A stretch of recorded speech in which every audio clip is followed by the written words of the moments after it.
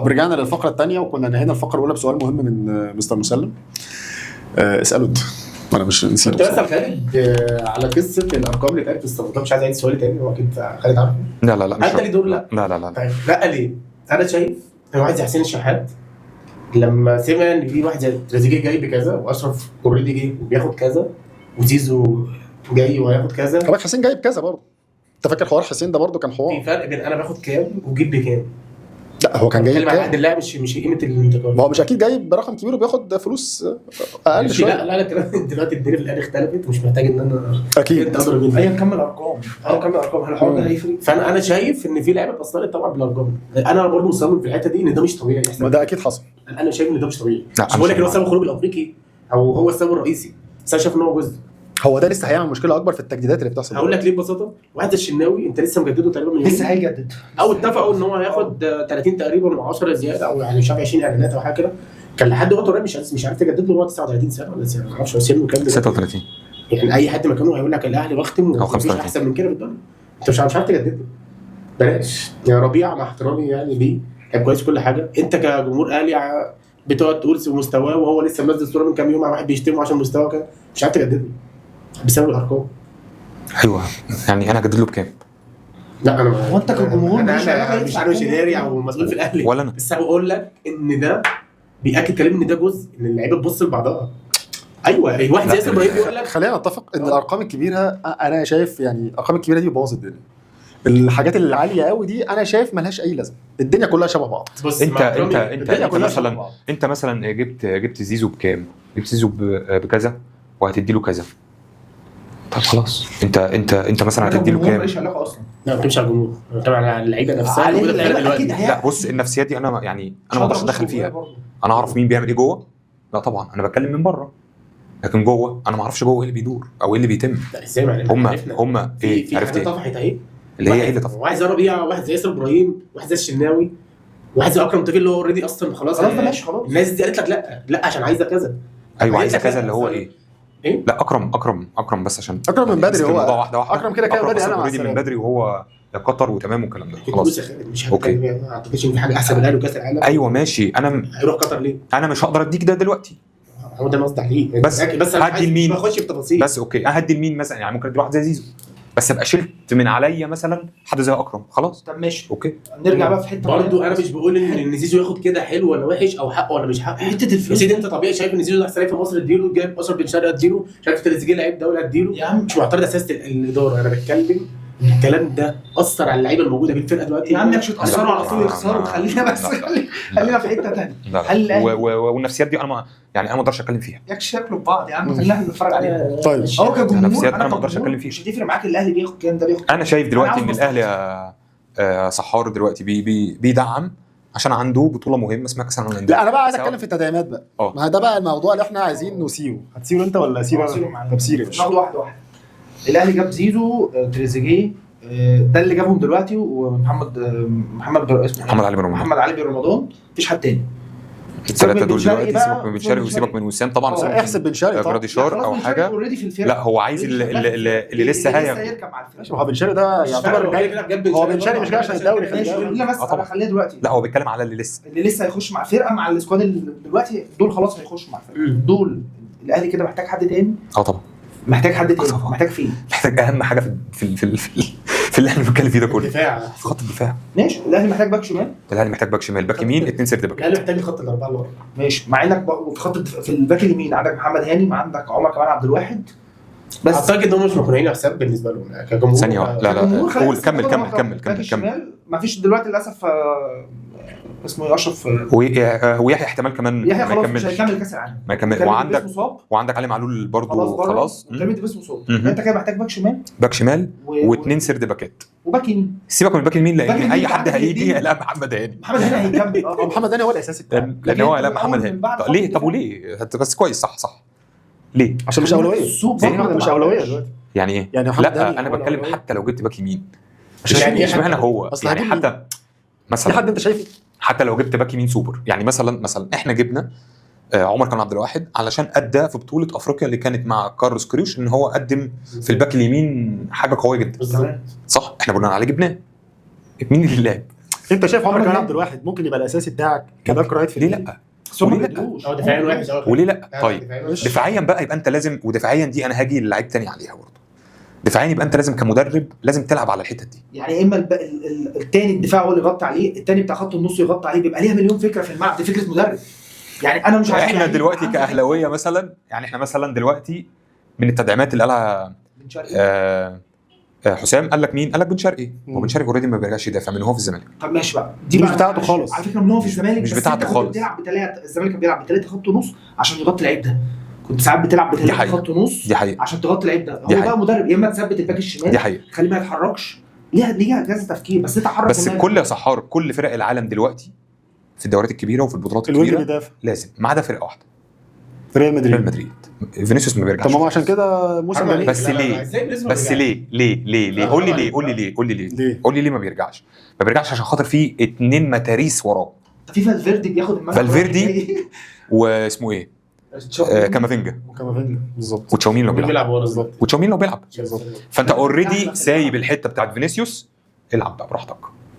وانا اوريدي مأمن وراك بمين؟ أيوة. بمطرقه اسمها فيلا. بس بيرجع. فالفيردي. أنا معترض معاك. مش يرجع بس لما بتحط بس مش قوي. يعني فاهم؟ بتلعب بلينجهام وبتلعب فالفيردي وبتلعب تشاومين. سحار، اتفرجت على ماتش الاهلي وبتروجيت اللي بعد ماتش سان داونز اللي في الدوري اللي فات. اللي فات ده اه، يعني ما فاتش عليه كله صراحه. احنا دخل فينا جونين. الجون الاولاني بيلن، الجون الثاني دخل فينا بخطا كارثة. دفاعي كارثي. كارثي. ابتدت من عند مين برضو؟ ابتدت من عند اشرف بن شرقي. اشرف بن بس شرقي الجون على فكرة وظيفته ان هو يرقص مش يترقص، واللعيب المهاري صعب جدا انت ترقصه. على فكره اللعيب المهاري صعب جدا انت ترقصه. يعني فينيسيوس قليل قوي لما تلاقيه بيترقص، ويمكن اصلا ما بتشوفوش خالص، لكن يرقص لا، ياخدك ويوديك وينيمك ويطلعك ومش عارف ايه والكلام ده كله.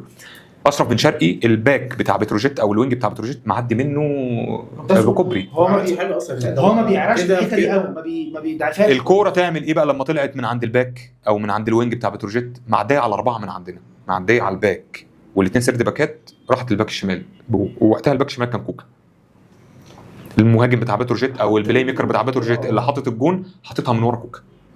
طيب يعني انا كوره من هنا لهنا، يعني الكوره من هنا لهنا بتقرا سفر، ده في سفر طالع، الكوره بتسافر صح، الاربعه مفيش. بس انا عايز اقول لك بني ولا حاجة حق. بس انا عمري ما شفت الاهلي كسبان 2-0 ويرجع باثنين دي. وحد يتعادل معاه 2-2. المشكله بقى مفيش فهي- تغيير لسه والله خارج وارد، من أفريقيا. بتحصل هي والله يا الكوره جماعة. بتجد وراها بتحصل. شويه دول، بتحصل. فهتلاقي بتحصل. سيناريوهات ان شاء الله دايما. بس بتحصل. يعني يا رب، بس دي مش هتلاقيها كتير. بتحصل. انا عندي سؤال بمناسبه الصفقات. انت جايب في بن شرقي موجود، بس خلينا نتفق ان الاهلي محتاج طقم طب خط مدافعين. الدفاع اللي ورا وانا عايز اتكلم عن طقم اللي قدام بس عشان احس الدنيا اتفضل. زياده شويه. دلوقتي قدام نفسنا في رفاهيه. في بن شرقي، في تريزيجيه بيلعبوا ناحيه الشمال، ناحيه اليمين بقى في حسين الشحات اوكي. وفي زيزو، انا احترم في ومعاك- حسين الشحات وزيزو في معانا كابتن طاهر وطاهر وحسين كمان. وزيزو. قدام عندك جراديشار وعندك كابتن وسام ابو علي كابتن ماجد. بالظبط، وفي النص في اخونا قفشه، صح شو كده؟ إمام؟ امام اعتبر 8، انا بتكلم مع 10. انا نفسي يلعب 8 على فكره. هو ده إمام؟ بالمناسبه من اه. ساعه لما كولر لأن هو إمام- امام 8 دلوقتي لان امام لما بيجي بوشه بيبقى خطر جدا بالظبط، من هو هي في دي الزمالك قوته. على فكره، وشويط وبتاع، فهو في الحته دي من هو لطيف. في الزمالك. هو الطف حته. انا بقى سؤال، مين الاساسي بتاعك؟ بينالتي بتاع بيراميدز ده مين الاساس بتاعي؟ اه انا يعني انا خالد دلوقتي النهارده هلعب انتر ميامي، اها. حط لي التشكيل. لا حط لي الثلاثه اللي قدام بس دلوقتي مين هم؟ انت محتار يعني لا. شكل الفرقه بعملها. لا هو اصل انا سؤالي جاي بيسألني ده. هل انا دلوقتي واحد زي بن شرقي اخدنا بالنا قوي لما كان قاعد دكه في ماتش سان داونز وقبلها في الدوري مش فاكر امتى، وشه قالب ماشي ده مش, طبيعي. مش مبسوط، فهل انت دلوقتي هتبدا السيزون الجاي بن شرقي اساسي ولا دكه؟ ما ينفعش يقعد دكه، يعني ده لعيب ما ينفعش يقعد دكه.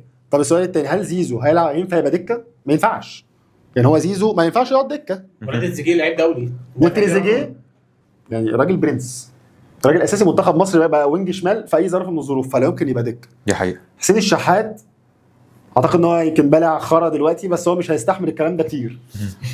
هتلاقي فيه في لقطه بسيطه، نعمل جديد. فما اعتقدش هتلاقي الدنيا هتبوظ.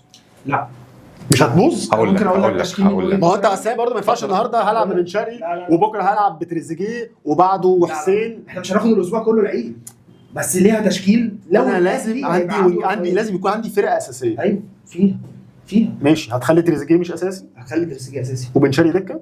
ما هو وبن شرقي أساسي. قول لي يا راجل اهو ازاي بقى؟ اقول لك انا ازاي. انت دلوقتي هتحط مثلا محمد هاني، اشرف داري، خلينا عمر ده ربيع. سيبك من ورا دلوقتي. ماشي. تحط مروان عطيه تريزيجيه زيزو او امام. طب بسم الله ماشي الرحمن كده. الرحيم، في واحد لسه جاي بقاله ساعتين اسمه محمد علي بن رمضان، ده جاي يقعد دكه؟ هو برضه لا مش شرط ازاي، مش شرط. مع مش مع شرط احترامي مع احترامي لكل كلامكم، اللي انا شايفه اشرف بن شرقي يقعد دكه.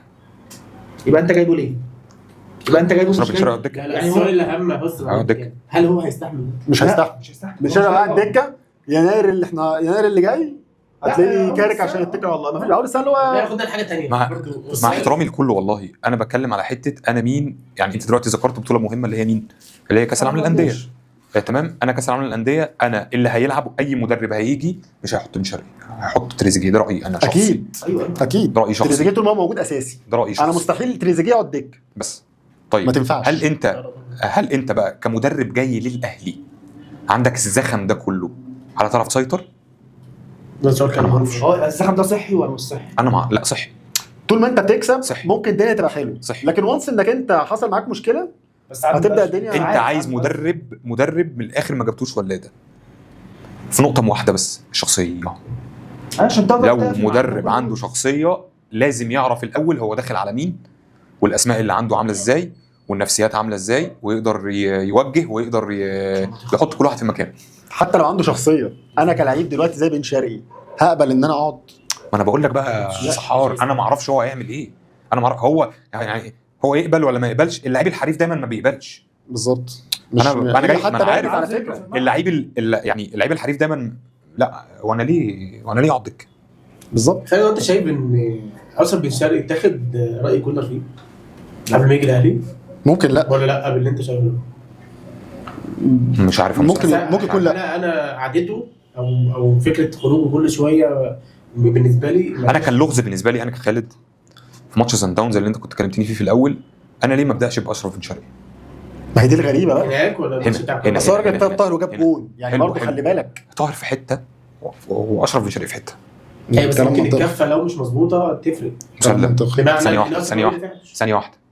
حلو، بس انت مأمن مين؟ انت مأمن بخمسه دفاع. انت مأمن بخمسه ودخل في الجول. حلو. ماشي. برضه مش هنرجع تاني للماضي. عامل الفارق وطاهر عمله. برضه تاني وتالت، انا مأمن بخمسه. ماشي. يبقى المفروض انا كمدرب هعمل ايه؟ الخمسه دول يا جماعه انتوا في واحد قدام، الشخص ده مش هيعرف يرجع يدافع او ما بيرجعش يدافع، وانا اوريدي مأمن بخمسه، يبقى انا هوجه حد من الخمسه دول يغطي قدام ورا ده علشان ده ياخد حريته. حلو. حلو. ده ماشي. كلام حلو. الماتش بيزك خالص، إحنا سهل جدا. اتكلمنا فيه. صح؟ هو هل ما عندوش هل خبرة فيه هل كولر عمل كده؟ ما عملش ما كده. عملش كده. كاس طب جراديشار ولا جراديشار ولا سامع رايه رأي؟ يجي الاهلي ولا لا؟ دي لأن كان- هو ما رأيه دي انا ما اعرفش رأيه ولا مش رأيه. انا بتكلم انا واحد، انا واحد كجمهور، انا ما اعرفش هم جوه بيعملوا ايه. اصل صفقه بن شرقي دي ما تضايقنيش عشان انا زملكاوي مثلا ولا حلو ده منها اللي هو انت بتجيب لعيب بالكواليتي دي ليه وبالمنظر ده ليه؟ عشان تقعدوا وتقرفوا او بتاع، اكيد مش قلب على الاهلي طبعا. بس كده. بس بالنسبه لي مش مبرره. تمام، انا معاك. الراجل ده عارف مميزاته ايه قبل ما يجي. انا معاك، حتى انا معاك، لو يا انا خالد، معاك، حتى انا معاك. لو هو عارف ان اشرف بن شرقي دي مشكلته في الدفاع، يبقى انا جايبه عشان اطوره. مش كل او هعمل اللي انت قلت عليه دلوقتي. طيب. تعالى انت خمسه بنلعب أنا ليه ما اطورش؟ ما ترجعش. وماشي هو ما اوكي، عملش كده. انا ليه ما اطورش؟ طب ما انا طورت واحد زي حمدي فتحي. ما انا برضه هيرجع تاني. مش هتطور واحد عنده 30 هو سنه كده 31 سنة. انا بالنسبه لي حبيبي واحده واحده يا ممكن جماعه. أوظف. انا طورت واحد زي حمدي فتحي، صح ولا مش صح؟ طيب انا ليه ما اشتغلش على الباقي؟ ما دي برضو سبب من اسباب ان كولر ما كانش على ماشي إيه؟ مع الفرقه كويس. بالظبط. طب انا طورت حمدي فتحي من مركز 6 قطيع، لا ده الواحد بيلعب شادو وبيجيب اجوان. بس هو ملخص القصه هداف في كاس العالم. هبان الدنيا تبقى عامله زي الاهلي بيدور على هبان وزي ما قلت لك يا سحار وافتكر كلامي واحنا في الحلقه الشهر دي، اللي فاضل ده شخصيه المدرب هتفرق 180 درجه مع اللعيبه دي و360 درجه في شكل الفرقه.